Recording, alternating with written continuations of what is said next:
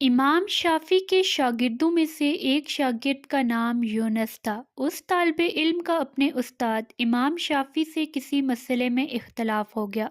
اختلاف رائے دینے کے بعد وہ طالب علم غصے سے اٹھا اور اس دن کلاس ادھوری چھوڑی، اپنا سبق ادھورا چھوڑا اور اپنے گھر چلا گیا۔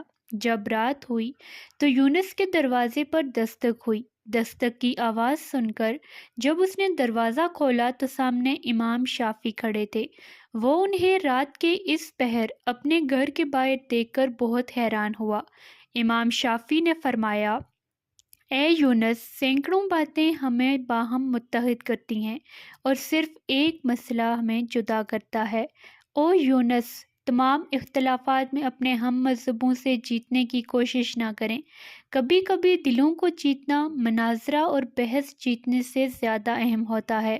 او یونس، ان قیمتی تعلقات کو تباہ نہ کرو جو تم نے دوسروں کے ساتھ خوشگوار لمحات میں بنائے ہیں، اور ایک دن تمہیں اپنے ان ساتھیوں کے پاس واپس آنے کی ضرورت پڑ سکتی ہے۔